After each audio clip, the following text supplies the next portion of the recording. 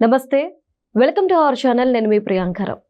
ఇప్పటి వరకు ఇస్రో గురించి మనం ప్రస్తావించిన ప్రతిసారి ఇస్రో ఏం సాధించింది, కొత్తగా ఏం లాంచ్ చేస్తుంది, దానివల్ల ఏమేం కొత్త విషయాలు తెలిసాయి, అలానే మన శాస్త్రవేత్తలు ఎంత ముందున్నారు అనే విషయాలనే మనం ప్రస్తావించుకుంటూ వస్తాం.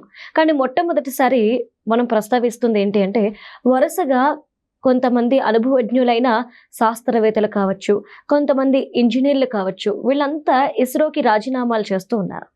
ఇది కొద్ది రోజులుగా జరుగుతుంది. మరి దేనివల్ల ఈ రాజీనామాలు జరుగుతున్నాయి? ఇస్రో ఇప్పుడు సంక్షోభాన్ని ఎదుర్కోబోతుందా? ఇంజనీర్లు అలానే శాస్త్రవేత్తల సంక్షోభం ఏర్పడిందా? మనం దీని మీద డిస్కస్ చేద్దాం. మనతో పాటు జనసేన పార్టీ రాష్ట్ర అధికార ప్రతినిధి కూసుంపూడి శ్రీనివాస్ గారు ఉన్నారు. ఆయన అడుగుదాం. నమస్కారం సార్. నమస్తే అమ్మా. మొట్టమొదటిసారి వింటుంది ఏంటి అంటే, వన్స్ ఇస్రోలో జాబ్ వచ్చింది, జూనియర్ సైంటిస్ట్ అయినా ఏదైనా సరే అది గవర్నమెంట్ జాబ్తో సమానం. అంత పేరుంది, గౌరవం కూడా ఇచ్చేవారు. కానీ మొట్టమొదటిసారి వింటున్నాం సీనియర్ సైంటిస్టులు, ఇంజనీర్లు రాజీనామాలు చేయడం అనేది. ఈ సంక్షోభం ఎందుకు వచ్చింది? ఒకటి మాది గవర్నమెంట్ జాబే. అంటే ఇస్రోలో జాబ్ కావాలి అని కళ్ళగనేటువంటి యువతరం ఎంతో ఉంది. చాలా ప్రతిష్టాత్మకంగా తీసుకుంటారు. ఇస్రోకి అంత పేరు కూడా ఎందుకు వచ్చిందంటే, ఆ సంస్థ మీద స్వయం ప్రతిపత్తి, ఇండిపెండెంట్గా వర్క్ చేస్తారో వాళ్ళకి ఎటువంటి ఫండ్స్ కూడా లోటు ఉండదు. కేంద్ర ప్రభుత్వం ఏ రాజకీయ పార్టీ అధికారంలో ఉన్నా కూడా వాటిలో వేలిపెట్టరు. ఇండిపెండెంట్గా వర్క్ చేస్తారు. నిరంతరం కూడా పరిశోధనలు జరుగుతూ ఉంటాయి. దాంతో ఈ 5 దశాబ్దాలు ఉన్నటువంటి ఈ చరిత్ర ఉన్నటువంటి ఇస్రోలో అద్భుతమైనటువంటి మనకి సాంకేతిక పరిజ్ఞానం పెంచడానికి అనేటువంటి అనేక రకాల ప్రయోగాలు జరిగినాయి.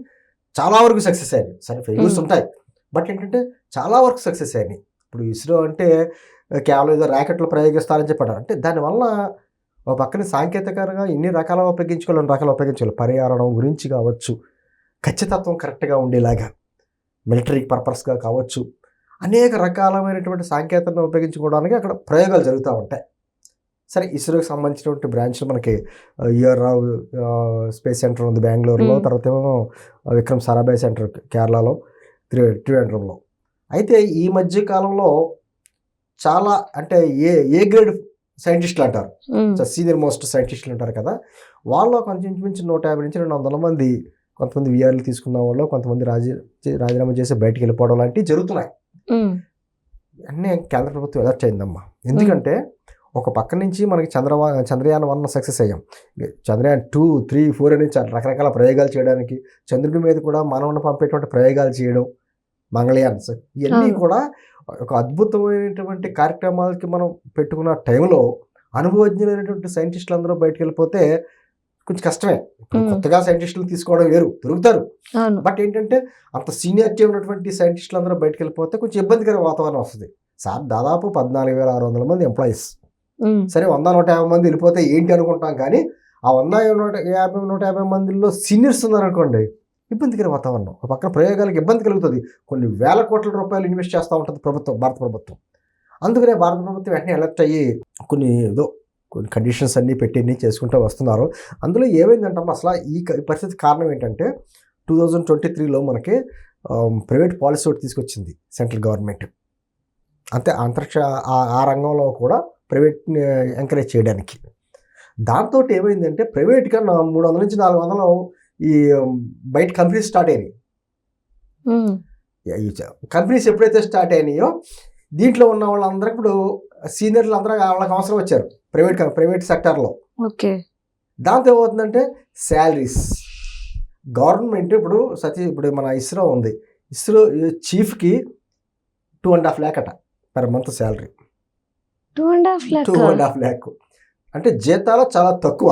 అవును, 2.5 lakh. అదే ప్రైవేట్ వాళ్ళ దగ్గరికి వెళ్ళారనుకోండి, దాన్ని 3-4 రెట్లు ఎక్కువిస్తారు.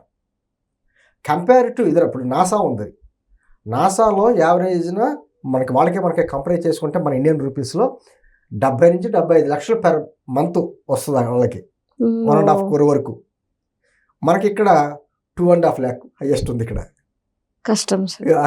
అందుకనే ఖచ్చితంగా కొంతమంది బయట అవకాశాలు వెతుక్కుంటా వెళ్ళిపోతూ ఉంటారు. సేమ్ ఏం లేదమ్మా, గవర్నమెంట్ హాస్పిటల్కి ప్రైవేట్ హాస్పిటల్కి చూస్తాం కదా మనం. గవర్నమెంట్ హాస్పిటల్లో శాలరీస్ బాగా తక్కువ, చాలా తక్కువ ఉంటాయి గవర్నమెంట్ హాస్పిటల్లో.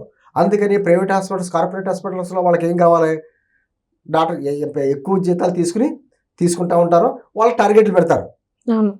ప్రైవేట్ హాస్పిటల్లో జీతాలు ఎక్కువ అంటే వాళ్ళకి టార్గెట్స్ ఇస్తారు. అందుకని ప్రైవేట్ హాస్పిటల్లో అవసరం ఉన్నా లేకపోయినా ఎక్స్రే అని అదని ఇదని మొత్తం రాసేస్తూ ఉంటారు. వాళ్ళు ఆ నెలకి ఇంత టార్గెట్ రీచ్ అవ్వాలి, అంత శాలరీ తీసుకోవాలంటే. సేమ్ అలాగే ఎప్పుడైతే ఈ పోటీతత్వం వచ్చిందో, ప్రైవేట్ సెక్టార్లోకి పాలసీ తీసుకొచ్చిందో మన కేంద్ర ప్రభుత్వం, ఆటోమేటిక్గా స్టార్టప్స్ చాలా పెరగడం వలన వాళ్ళందరికీ కూడా సైంటిస్టులు అవసరం వచ్చింది. దాంతో ఇస్రో లాంటి సంస్థల నుంచి బయటకు వెళ్ళిపోయి కొంతమంది అక్కడ జాయిన్ అవ్వడం, అంటే ఎవరైనా వాళ్ళ ఫ్యూచర్ వాళ్ళు చూసుకుంటారు కదా, ఫైనాన్షియల్ చూసుకుంటారు కదా, దానివల్ల అదైంది. కాబట్టి కేంద్ర ప్రభుత్వం అయితే ఎలక్ట్ అయ్యి ఏదో ఒక కండిషన్స్ పెట్టడమే కాకుండా ఖచ్చితంగా వాళ్ళని కూడా ఆలోచించాలి. బయటికి వెళ్ళిపోతే వీళ్ళకున్న అవకాశాలు ఏంటి, ఆ అవకాశం బయటకు వెళ్లకుండా మనమే ఎటువంటి సదుపాయాలు కల్పించాలి. ఎందుకంటే దానికి ఆర్థికపరమైన వనరులకు లోటు ఏమీ లేదు. 1000 కోట్లు పెడుతున్నారు అక్కడ. ఒక్కొక్కసారి చూడమ్మా, ఒక్కొక్క రాకెట్ ఫెయిల్ అవుద్ది. ఎన్ని 1000 కోట్లు పెట్టుబడి, ఎంత టైము, అన్నీ చేస్తారు, కానీ దాన్ని లెక్కలో తీసుకోరు. అంటే ఖచ్చితంగా అది ఒక ప్రయోగాలు కొన్నిసార్లు సక్సెస్ అవుతాయి, కొన్నిసార్లు ఫెయిల్యూర్ అవుతాయి, పరిగణలోకి తీసుకోరు, మరి ఇంకొక అవకాశం ఇస్తూ ఉంటారు. అటువంటిది ఎంప్లాయీస్ కూడా అంత కష్టపడి, అది టెన్షన్తో కూడిన జాబ్స్ అమ్మ వాళ్ళకి. నిరంతరం కూడా అంటే చిన్న మైనర్ ఫెయిల్యూర్ కూడా రాకుండా ప్రతిదీ అబ్జర్వేట్ చేసుకుంటా వెళ్ళాలి ఇలా. దానివల్ల ఏంటంటే ఫ్యూచర్ ఎంతోమంది డిపెండ్ అయి ఉంటుంది. అందుకని చెప్పేసి అంత టెన్షన్తో కూడినటువంటి జాబులు, ఒక టైం కూడా ఉండదు వాళ్ళకి. ఆలోచన బుర్ర పనిచేస్తూ ఉండాలి. అటువంటిప్పుడు వాళ్ళని జాగ్రత్తగా చూసుకోవాల్సిన బాధ్యత కూడా ప్రభుత్వాల మీద ఉంటుంది. ఏదో తూతూ మంత్రంగా దాంట్లో ప్రెస్టేజ్ ఇష్యూ కదా, దాంట్లో జాబ్ వస్తే చాలు అనుకునే వాళ్ళు ఉంటారు కదా అనుకుంటే ఈ రోజుల్లో కుదరదు. ఒకప్పుడు చూసమ్మా, గవర్నమెంట్ జాబ్ అంటే ఎగబడేవారు, అంటే ప్రైవేట్ సెక్టర్ లేనప్పుడు. మా టైంలో అప్పుడు 10th క్లాస్ అయిన వెంటనే ఉండి సర్టిఫికెట్స్ అన్ని 10th క్లాస్ సర్టిఫికెట్స్ అన్ని పెట్టుకునే వాళ్ళం జాబ్ల గురించి, గవర్నమెంట్ జాబ్ల గురించి అప్లై చేసుకోవడానికి. ఇప్పుడు పరిస్థితి లేదు. ప్రైవేట్ జాబుల్లో బ్రహ్మాండమైనటువంటి శాలరీస్ వస్తున్నాయి, స్కిల్స్ ఉంటే. అందుకని గవర్నమెంట్ జాబ్ గురించే వేచి చూసేటువంటి పరిస్థితులు ఇప్పుడు లేవు. అప్పట్లో ఎంప్లాయ్మెంట్ ఎక్స్చేంజ్లు అవి ఉండి, ఇప్పుడు అలా లేవు. నేను అంటే ఈ పోటీతత్వం పెరిగినప్పుడు ఖచ్చితంగా దీని మీద దృష్టి పెట్టి ఈ లోటుపాట్లు లేకుండా ఎంప్లాయీస్ ఏ అయితే కోరుకుంటున్నారో వాళ్ళకి మ్యాక్సిమం అవన్నీ తీర్చేటువంటి ఏర్పాట్లు కానీ కేంద్ర ప్రభుత్వం చేస్తే వాళ్ళు బయటకు వెళ్ళరు. ఎందుకంటే ఐఐటీలు చాలామంది ఎదురు చూస్తూ ఉంటారు ఇస్రోలో జాబ్ గురించి అని. వాళ్ళకి ఇప్పుడు ఈ స్టార్టప్లు వచ్చిన తర్వాత దాంట్లో ట్రై చేసుకోరు, ప్రైవేట్ సెక్టార్లోకి వెళ్ళిపోతారు. అందుకని ఖచ్చితంగా కేంద్ర ప్రభుత్వం మీద దీని మీద దృష్టి పెట్టాలి. చాలా దేశానికే అత్యంత ప్రతిష్టాత్మకమైనటువంటి సంస్థ ఇస్రో సంస్థ. దాంట్లో ఇటువంటి ఇబ్బందులు అస్సలు రాకూడదు.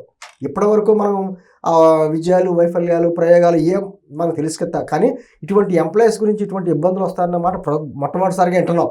సమస్య స్టార్టింగ్లోనే దాని మీద దృష్టి పెడితే ఆ సమస్య మళ్ళీ పెరగకుండా ఉంటుంది.